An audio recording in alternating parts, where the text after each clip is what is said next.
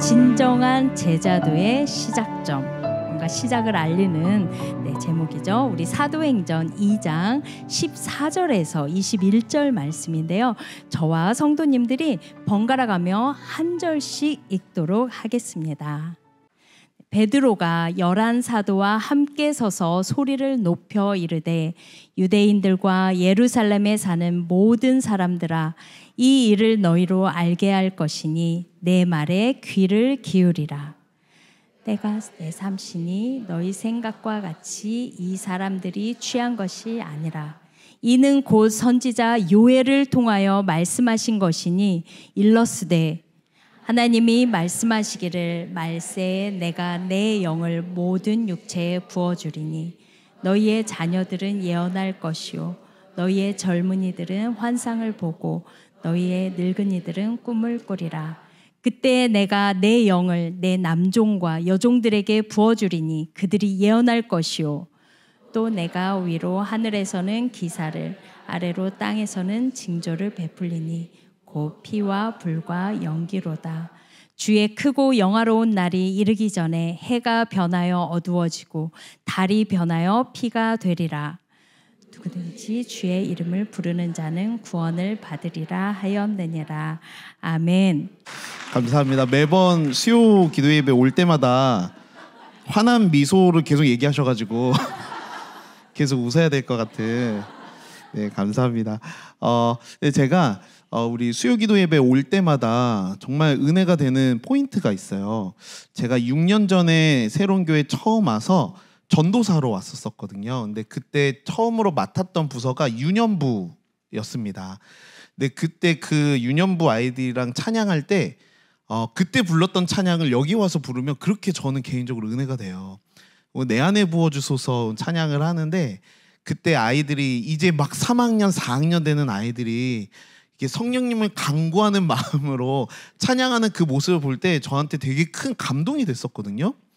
저는 아이들이 그렇게 찬양해서 감동이다라고 생각을 했는데 오늘 같이 우리 성도님들이랑 같은 찬양으로 같은 가사로 예배를 드리면서 똑같은 은혜가 있는 것을 느끼게 됐습니다.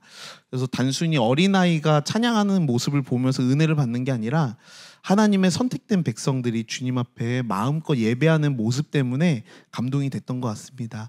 그래서 오늘 우리가 함께 말씀을 보고 또 이따 기도하며 또 이따 목사님들 안수해 주실 텐데 그 시간을 통해서도 놀라우신 하나님의 성령의 임재하심을 이 자리에 있는 저와 또 우리 모두가 경험하는 귀한 시간이 될 줄로 믿습니다. 네, 오늘 함께 좀 말씀을 볼 텐데요. 우리 조은영 목사님께서 방금 소개해 주신 것처럼 이번 6월달 한 달 동안은 제자도에 대한 이야기를 함께 좀 보길 원합니다. 성경에서 말하는 제자도가 과연 무엇이고 또 오늘날 이 시대를 살고 있는 우리들에게 제자도가 어떠한 관계가 있고 또 우리에게 제자도가 어떻게 적용되어야 하는지를 아마 한 달 동안 우리 많은 목사님들을 통해서 함께 살펴보게 될 텐데요. 오늘은 그 시작으로 성경에서 말하는 제자도는 어떻게 시작이 되었는지 그 시작점에 대해서 한번 살펴보는 시간을 갖도록 하겠습니다. 성경에서 말하는 제자의 삶은 과연 무엇일까요? 제자의 삶이란 간단하게 말씀드리면 복음을 전하는 삶일 것입니다. 복음이란 베드로의 고백처럼 주는 그리스도시요 살아계신 하나님의 아들입니다 라고 하는 복된 소식이죠. 즉 제자의 삶이란 예수님께서 죄인된 나를 위해 죽으셨고 또 그 사실을 믿기만 하면 나에게도 구원이 임한다라고 하는 그 사실.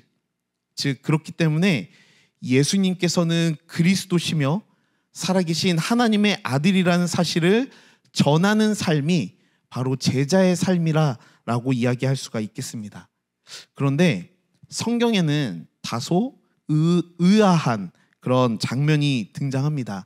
우리가 몇 주 전에도 주일 말씀을 통해서 살펴본 역사적인 장면이 있죠.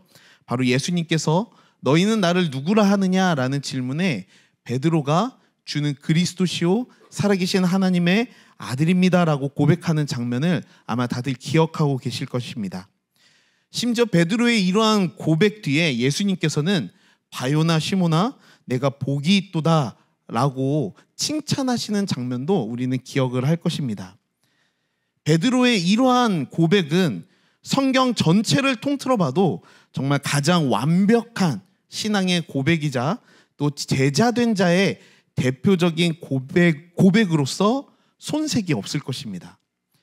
베드로의 이런 신앙의 고백 위에 예수님께서 교회를 세우시고 어떠한 음부의 세력도 그것을 이기지 못할 것이다 라고 하는 놀라운 축복까지 받을 수 있었던 그런 놀라운 신앙의 고백이었죠. 그렇다면 이런 예수님의 칭찬과 또 이런 교회에 대한 선포를 듣게 되었다면 제자들은 어떻게 반응을 했어야 됐을까요?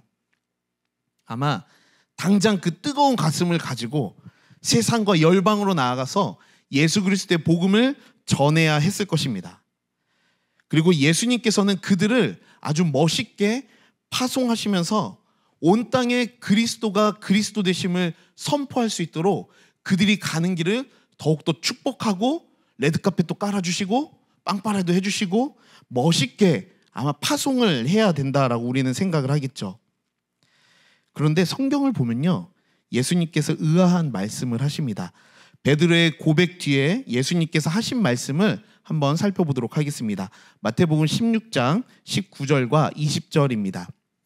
내가 천국 열쇠를 내게 주리니 내가 땅에서 무엇이든지 매면 하늘에서도 매일 것이요 내가 땅에서 무엇이든지 풀면 하늘에서도 풀리리라 하시고 이에 제자들에게 경고하사 자기가 그리스도인 것을 아무에게도 이르지 말라 하시니라. 이상하죠? 예수 그리스도를 전파하고 선포하라고 명령하셔도 부족할 판에 오히려 제자들이 어디 가서 예수 그리스도를 전할까 봐 자기가 그리스도인 것을 아무에게도 이르지 말라라고 말씀을 하시면서 심지어 제자들에게 경고하사라고 기록이 되어 있을 정도입니다. 그렇다면 도대체 왜 예수님께서는 그들에게 복음을 전하지 못하게 하셨을 뿐만이 아니라 엄히 경고를 하셨을까요? 왜냐하면 베드로를 포함한 제자들의 제자도가 아직은 불안정했기 때문입니다. 정확히 말하자면 그들이 갖고 있는 복음의 메시지가 아직은 완벽하지 않았기 때문입니다. 그들은 아직 예수 그리스도의 메시아 되심에 대해 올바르게 이해하지 못하고 있었습니다. 베드로는 그의 입술을 열어서 완벽한 신앙의 고백을 했죠. 하지만 예수님이 말씀하신 이를 내게 알게 한 이는 혈육이 아니요 하늘에 계신 내 아버지이시니라 라고 말씀하신 것처럼 그 고백은 성령님께서 그의 입술을 통해 선포될 수 있도록 도우셨다라는 것이죠. 당시 예수님을 따르던 수많은 군중들은 예수님에 대한 메시아관에 대해 잘못된 이해를 하고 있었습니다. 많은 군중들이 예수님이 가시는 길에 자신의 옷을 벗어서 펼쳐놓고 길을 만들고 호산나 호산나 외쳤지만 그들은 로마의 압제로부터 자신들을 구원해 줄 메시아로 예수님을 잘못 이해하고 있었죠.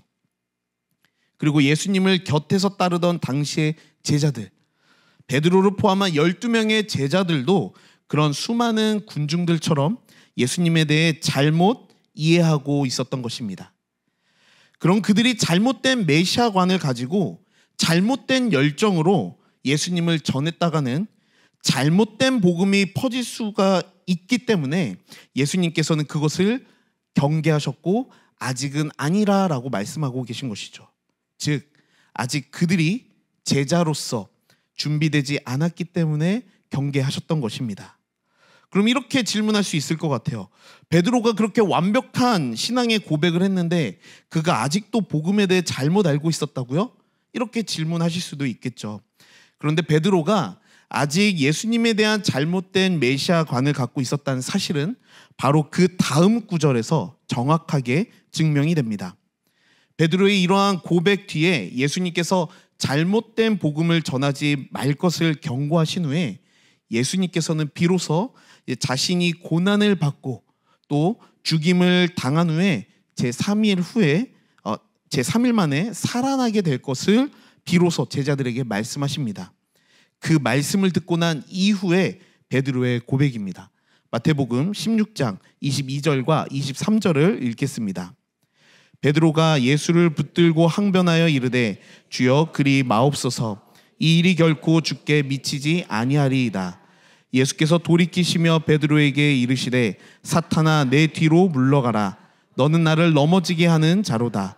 내가 하나님의 일을 생각하지 아니하고 도리어 사람의 일을 생각하는도다 하시고, 정작 바로 직전에 주는 그리스도시요 살아계신 하나님입니다라고, 하나님의 아들입니다라고 고백했던 베드로가 예수께서 죽으실 것에 대해서 말씀하자 결코 그런 일이 일어나서는 안 됩니다라고 말하고 있는 거죠.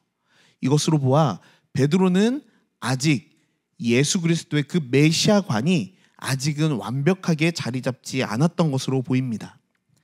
방금 전까지만 해도 베드로를 향해 바요나 시몬아 내게 복이 있도다 라고 하셨던 주님께서, 그리고 너는 베드로라 내가 이 반석 위에 내 교회를 세우리니 라고 하셨던 그 주님께서 얼마 지나지 않아 베드로에게 사탄아 내 뒤에 물러가라 라고 엄히 말씀하신 것처럼, 베드로는 예수님께서 십자가에 죽으실 것에 대해 아직은 온전하게 이해할 수가 없었던 것입니다.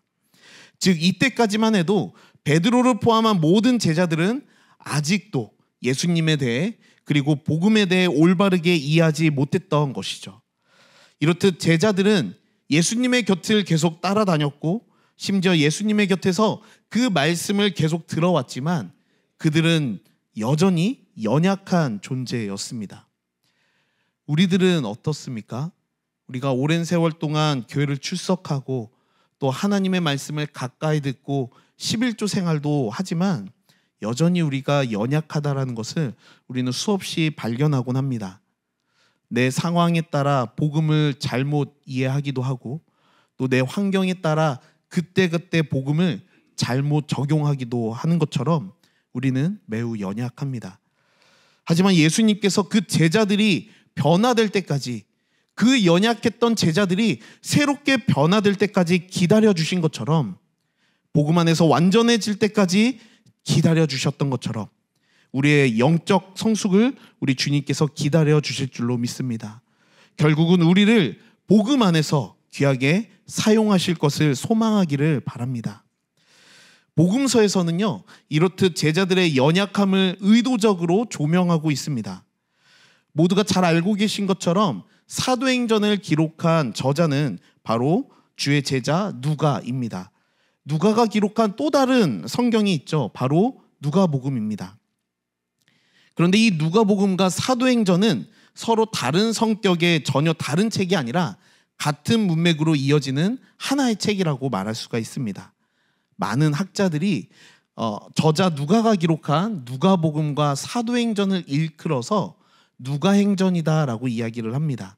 마치 삼국지에 상중하가 존재하고 있는 것처럼 누가복음은 누가행전의 상편, 그리고 사도행전은 누가행전의 하편이다라고 이해를 할 수가 있는 것이죠. 그렇듯 누가행전은 마치 한 권의 책인 것처럼 하나의 주제, 곧 하나님 나라와 구원이라고 하는 주제가 전체를 관통하고 있습니다. 그리고 그 하나의 큰 주제는 제자도라고 하는 키워드를 통해 잘 설명해주고 있는 것이죠. 그런 관점에서 누가행전의 상편이라고 할 수 있는 누가복음은 변화되기 전의 제자에 대해서 설명하고 있습니다. 그리고 사도행전은 변화된 후의 제자에 대해서 다루고 있는 것이죠.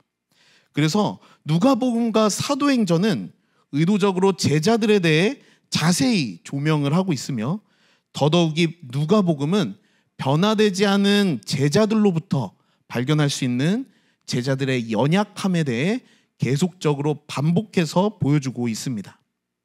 누가복음에는 제자들의 다양한 연약함이 등장합니다. 그들은 누가복음 22장에서 서로가 누가 높은지, 누가 더 큰지에 대해서 논쟁하며 다툽니다. 예수님께서는 이제 이 땅에서의 과업을 이루시기 위해서 유월절을 준비하고 계시는데 제자들은 그 와중에도 서로 누가 높은지, 누가 우선되는지를 다투고 있는 것이죠. 그리고 베드로가 예수님을 부인하는 장면은 연약한 제자들의 가장 대표적인 모습이라고 할 수가 있습니다. 예수님 앞에 자신의 믿음을 확신하고 자신의 영적인 성숙을 마치 자랑하고 주님 앞에 자신 있게 내세우지만 결정적인 순간에 예수님을 향한 믿음을 저버리게 됩니다. 자신을 몰아세우는 환경과 그리고 그런 환경과 상황 속에서 그토록 사랑했던 예수님을 외면하게 되는 것이죠. 굳건한 믿음이 있었지만 마치 자신을 향해 몰아치는 그 파도를 보고 두려움 속에 그 물에 빠졌던 것처럼 그는 다시 한번 자신을 향해 돌진하는 그 두려움 앞에 맥없이 가라앉게 된 것이죠. 어느 때보다도 예수님의 곁에 있어야 했고 또 어느 때보다도 예수님의 주되심을 증거하고 증명해야 했던 제자는 연약하게 그분을 외면하게 됩니다. 그리고 기도의 자리에서 기도하지 못하는 제자들의 모습도 연약한 제자의 모습을 대변합니다. 예수님께서 잡히시기 직전 감람산에서 기도하라고 하실 때 제자들은 잠이 들고 맙니다. 오히려 기도하시지 않아도 되는 주께서는 땀방울이 핏방울이 되도록 열심으로 기도하셨지만 정작 기도의 자리를 지켜야 했던 그의 제자들은 그 잠깐의 시간마저 온전히 기도하지 못하는 연약함을 보여주게 되죠. 심지어 예수님을 돈 주고 팔아넘기는 이해할 수 없는 그런 죄를 저지르고 맙니다. 그들은 마지막까지 세상 권세로부터 잡혀갈까 봐 예수님을 외면하고 또 비겁하고 초라하게 자신들의 모습을 숨기며 그러면서도 예수님을 먼 발치에서 몰래 훔쳐볼 수밖에 없는 그런 연약하고 초라한 모습을 보여주고 있죠. 비단 누가복음뿐만이 아니라 모든 복음서에 그런 연약한 제자들의 모습이 비춰지고 있습니다.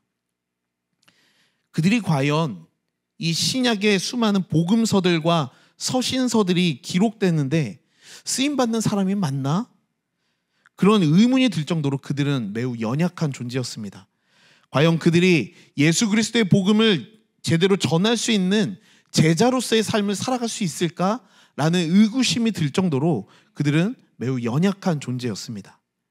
예수님의 12제자라고 해도 오늘날 수없이 무너지고 연약해지는 우리와 별반 다를 것이 없다는 것을 알게 해주는 대목이죠.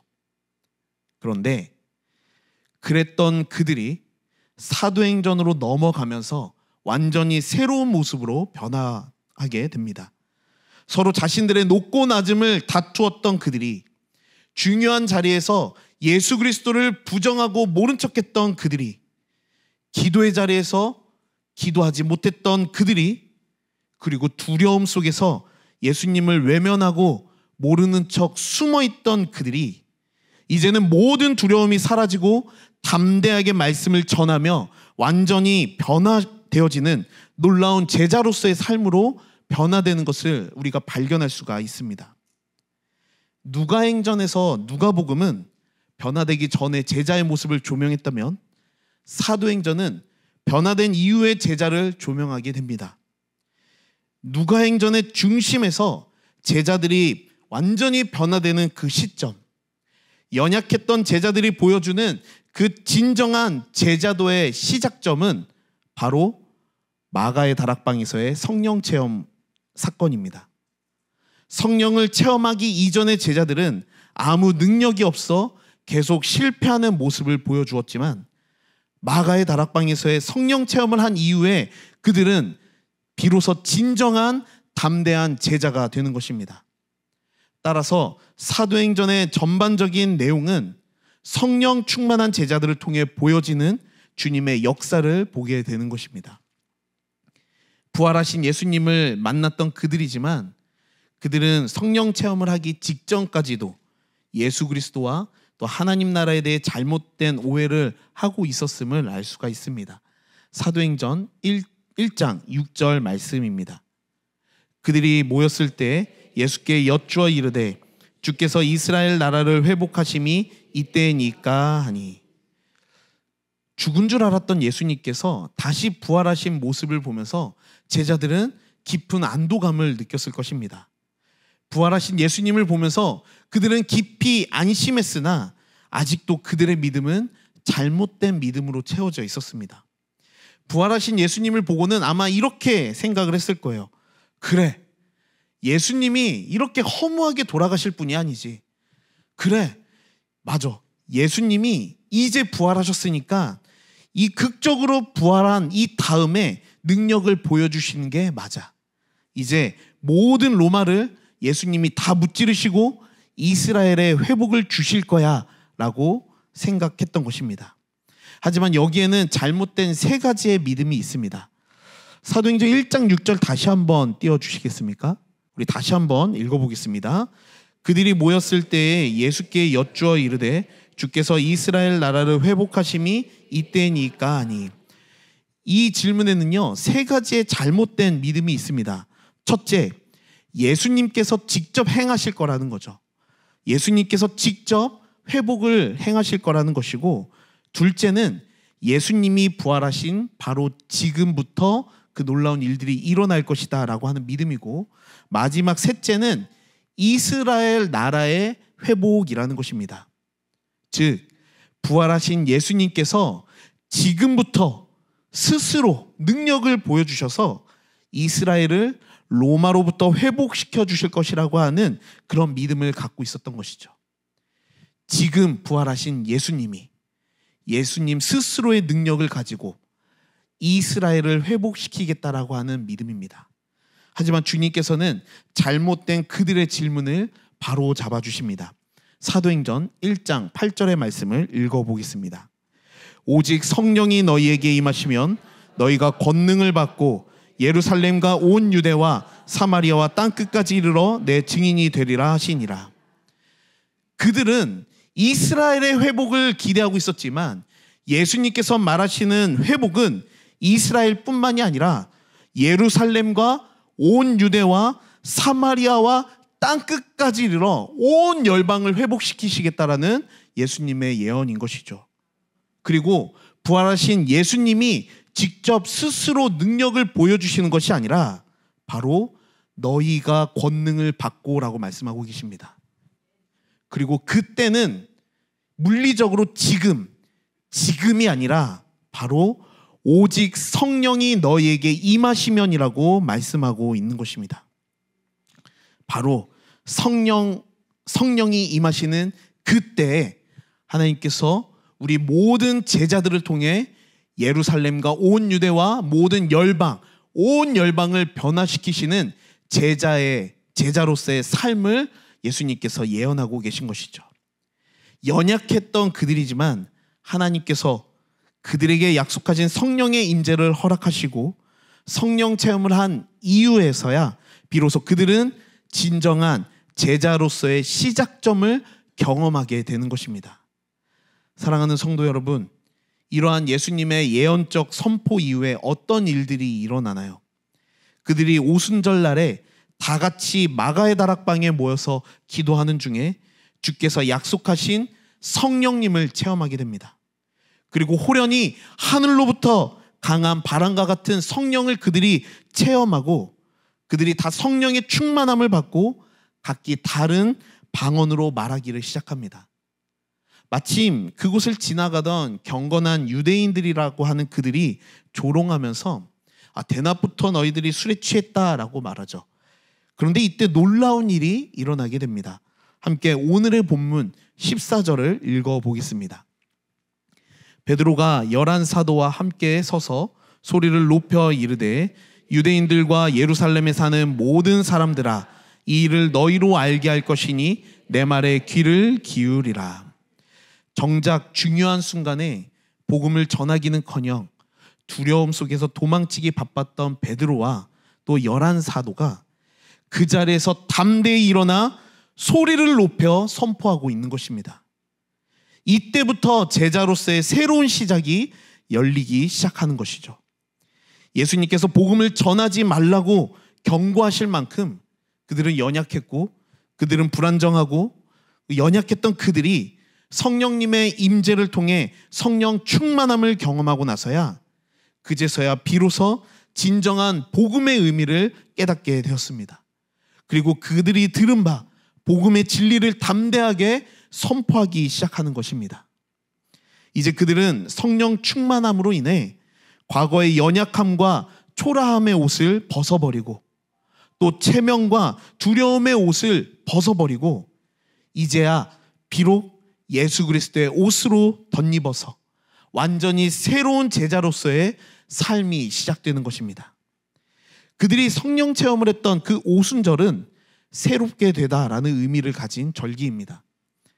오래전 430년 동안 애굽의 노예로서 비참하게 살던 그들이 새로운 하나님의 약속의 땅으로 출격하는 날을 기념한 날이 바로 오순절이죠.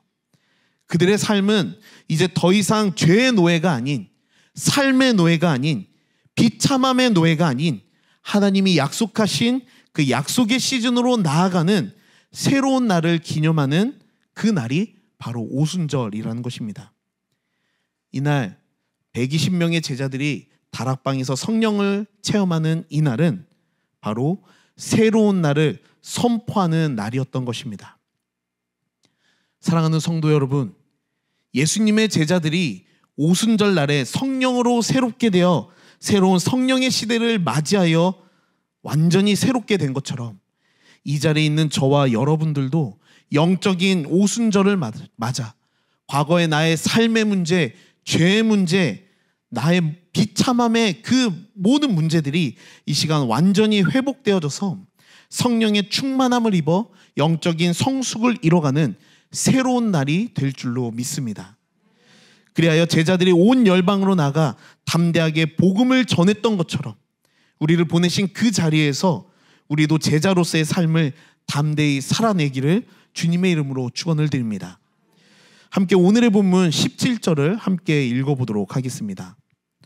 하나님이 말씀하시기를 말세에 내가 내 영을 모든 육체에 부어주리니 너희의 자녀들은 예언할 것이요 너희의 젊은이들은 환상을 보고 너희의 늙은이들은 꿈을 꾸리라. 성령의 충만함을 입은 제자들은 모든 세대를 막론하고 주의 행하실 일들을 예언하면서 하나님의 나라의 비전과 환상을 보게 되고 그리고 하나님 나라의 열정을 갖고 꿈을 꾸는 삶을 살아가게 됩니다. 성령 충만함을 입은 제자들이 더 이상 연약하고 작은 존재가 아니라 하나님께서 놀랍도록 일하시는 크고 놀라운 하나님의 제자된 삶으로 그들이 새롭게 나아갈 수 있다라는 것이죠. 우리는 성경을 통해 성령을 체험하고 변화되어 하나님의 비전에 크게 쓰임받은 많은 인물들을 우리는 보았습니다. 과거에 그들의 모습이 연약하고 작았을지라도 성령의 충만함을 입은 이들은 더 이상 작지 않고 더 이상 연약하지 않습니다. 혹시 이 자리에 앉아 계신 우리 성도님들 중에서 혹시 어둠의 시즌을 보내고 계신 성도님이 계십니까? 나의 연약함을 마주하며 한숨 쉬며 탄식하시는 그런 성도님이 계십니까? 나는 안 돼. 나 같은 것이 나처럼 이렇게 보잘것없는 약한 믿음으로 내가 뭘 한단 말이야? 라고 스스로를 자책하며 나의 연약함에 직면하고 있는 성도님이 계십니까? 어떻게 내가 우리 가정을 변화시킬 수 있겠어? 내 남편을 어떻게 내가 전도할 수 있겠어? 내가 이렇게 연약한데, 내가 이렇게 부족한데 내 아이들을, 내 자녀를 내가 어떻게 전도하겠어? 이렇게 생각하는 분이 혹시 이 자리에 계십니까? 맞습니다. 우리는 할 수 없습니다. 내가 억눌려 있고 스스로에게도 자유하지 못한데 우리가 무엇을 할 수 있겠습니까? 하지만 우리 주님은 하실 수 있습니다.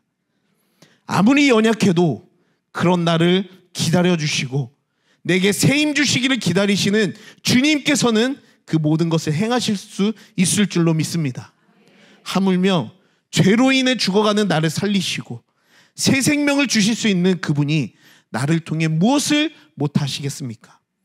우리가 오로지 구할 것은 성령 충만인 줄로 믿습니다. 진리의 영이시며 우리를 자유케 하시는 성령 하나님을 의지하며 나아갈 때 이곳에 오순절에 일어났던 성령의 뜨거운 임재가 이 자리에도 임하셔서 죽어가는 내 영을 다시 살리시고 다시 우리 가운데 새로운 비전과 능력을 보여주실 줄로 믿습니다. 연약한 제자들이었지만 그들에게 성령의 임재를 허락하시고 또 세상을 바꾸시고 온 열방에 복음의 뿌리를 내리게 하신 주님께서 이 시간 우리를 새롭게 하시고 새 능력을 주셔서 내가 밟는 모든 땅이 나로 인해 내 안에 계신 성령님으로 인해 완전히 변화되어지는 놀라운 일로 행하실 줄로 믿습니다. 그렇게 놀라운 역사가 바로 이 자리에 저와 우리 모든 성도님들 가운데 가득 임하실 줄로 믿습니다. 함께 기도하겠습니다.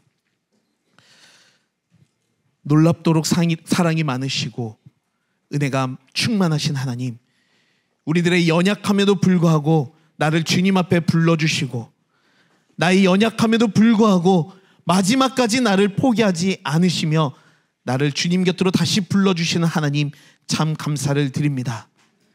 나는 연약하고 나는 부족하여 하나님, 내가 할 수 없음을 다시 한번 고백합니다. 내가 내 힘을 의지하고 내 의를 의지하고 내 경험을 의지한 듯 하나님, 나의 연약함으로 내가 할 수 있는 것이 무엇이 있겠습니까?